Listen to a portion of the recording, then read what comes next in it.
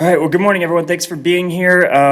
We've had a busy week here in Wichita. While most of the news is focused on some of the more contentious subjects and the election, the city continues to host amazing projects and work on issues that our residents need in many ways. So to highlight some of these great things happening today, we've asked some guests to come in. But before that, I want to talk briefly about Halloween. Just to kick it off, just a reminder that this weekend is Halloween, and we want residents to stay safe while celebrating. So for folks who are looking for tips on how to stay COVID safe, please check out our resource page at wichita.gov/coronavirus for tips that we should be observing during this unique Halloween season.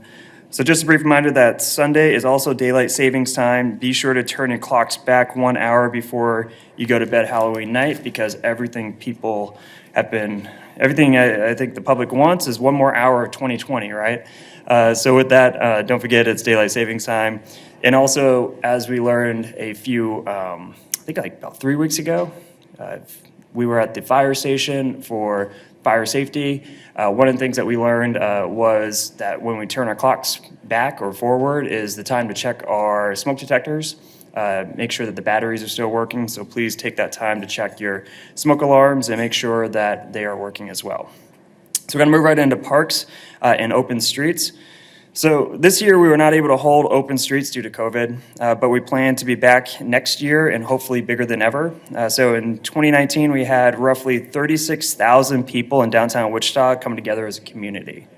And even though we weren't able to gather there this year, we wanted to recognize some of the people and organizations who helped plan and put this amazing event together. So Troy, why don't you come on up here and take it from here?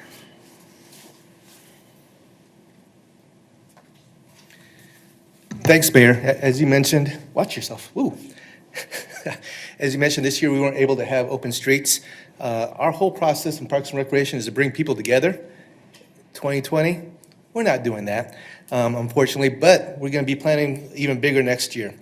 Since we started doing open streets, as you guys all know, it's closing of Douglas and it's just for biking and walking. It's been a huge success, and we haven't been able to do it without our partners. So every year we've been recognizing those folks that have helped us out. Last year was Cake TV, that was one of our sponsors, and they were the recipients of the championship belt. The year before that was Visual Fusion. They do all of our marketing and promotions, and their owner, her name is Nama Marcos, she won the championship belt. So this year we wanted to recognize two very important folks, two very important organizations that help us with this, and this would be the police department and EMS from the county. So representing the police department, I have Sergeant O'Brien, and I have Major Birch from EMS from the county. And so it's been great working with these guys. Anytime that we've asked them to help us out with not just open streets, but any event, they've always been there. They help us out with the pre-planning, and obviously when we have 35,000 people in one location, we need their support. We need medical support as well as police support as well. So they've been extremely helpful in doing that, and we're extremely grateful with this partnership, and I know we're going to be doing this in the future. Yesterday was First Responder Day, and we also want to recognize them for their work as first responders as well. And so just great organizations, and working with the county has always been awesome. Working with our police department has been great as well. So I really appreciate this. You guys take turns wearing the belt with all your other fellow employees. Maybe Chief might want to wear it for a day or two. Maybe Tom Stoltz might want to wear it for a day or two. And again, thank you very much. We want to put them on so you guys get some good pictures of it. So it's supposed to be, I think, Troy's supposed to put the belt on and hold the arm off. First with the belt, I'm pretty sure it's how it goes, but yeah, these guys seem to get it. Thanks, Mayor. Thanks for your time. Of course. Appreciate you letting us take your time. All right, guys. Thanks. Good job, guys. Thank you. By the way, championship belts are way better than plaques. So I like that. Where once in a while I get a plaque and no one's ever given me a belt yet, so I know my work isn't finished. So with that, let's talk a little bit about the library. November is right around the corner, and November is an important month for our little ones in our community. So here to tell us why is Sean Jones from the library. Sean, the floor is yours. Thank you, Mayor. So what do dinosaurs and ice cream have in common? They are both featured in this year's Kansas Reads to Preschoolers book, which is Groovy Joe, Ice Cream and Dinosaurs by Eric Litwin. And if you have young ones at home, Eric Litwin is popular for writing the Pete the Cat series. Kansas Reads to Preschoolers is an annual event that promotes reading to all Kansas children from birth to age 5. Through the statewide program, parents, librarians, and caregivers are encouraged to read the chosen title to their little ones in November. This year, we're going virtual. Staff created an online platform for children, caregivers, and educators to access the book online for free with your library card and downloadable activities. At 6:30 p.m. on Sunday, November 15th, the library will premiere a special educational video on its YouTube channel for children and parents.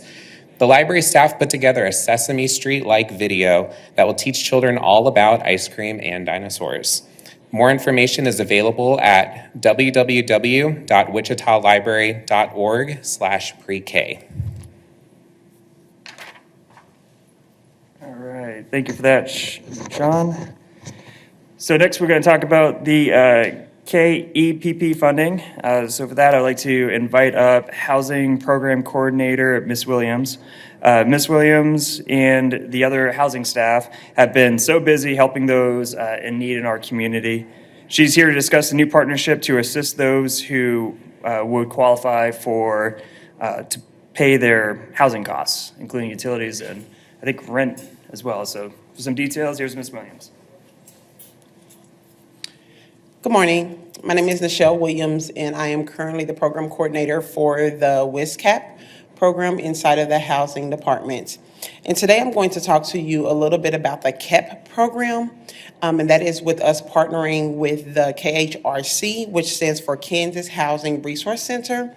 The Kepp Program is simply a Kansas eviction prevention program, and what we're looking for is looking to work with different apartment owners, landlords inside of the city of Wichita or Sedgwick County to offer them assistance for their tenants. We have noticed that several of the landlords are currently not receiving all of the rent due to the different COVID and loss of wages. This is an opportunity for a great partnership that we are able to partner and be able to be a great liaison to the different landlords inside of the community. So what we're looking forward to doing with them is if the landlord has several tenants who are behind on their rent, we're able to help them all the way up to $5,000. We are just a liaison, but we are helping them to navigate the application process, helping them with getting the paperwork. The tenant can also receive that and get that payment as well. So it's up to $5,000, and with the $5,000, they can pay up to 9 months of back rent or even moving forward as well. Once again, that cost is $5,000. The landlord would need to apply first. Once the landlord applies, the tenant will come in on the other side and provide their additional documents, and then a check will be applied towards the landlord. This is a great opportunity that we've been able to partner in the city of Wichita with the Kansas Resource Center, and so with the housing department, we'll be able to do that and offer quite a few assistance to a lot of people. If someone is needing help navigating the application, they're more than willing to call us at 462-3761. Once again, you can call us here at the City Hall building at 462-3761. You may also email your questions to us at wsccap@wichita.gov.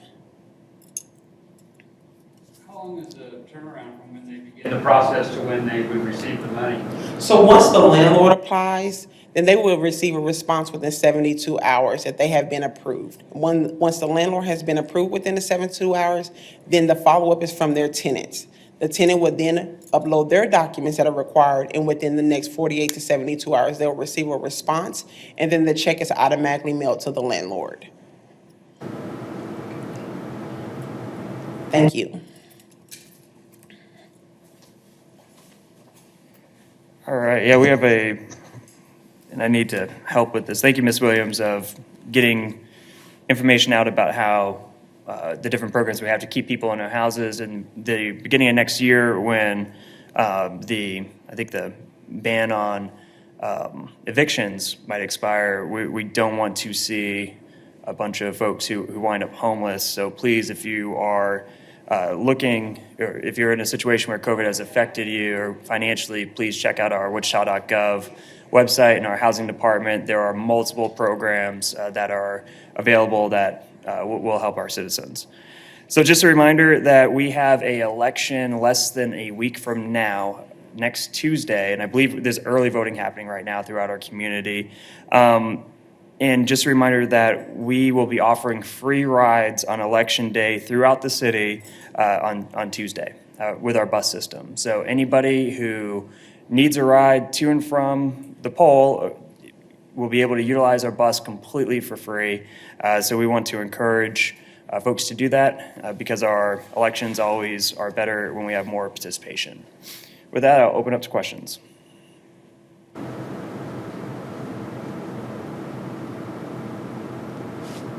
Where's Alex? Where's Chance? Okay, cool. All right, well, thank you guys. If there's anything I do for you, let me know.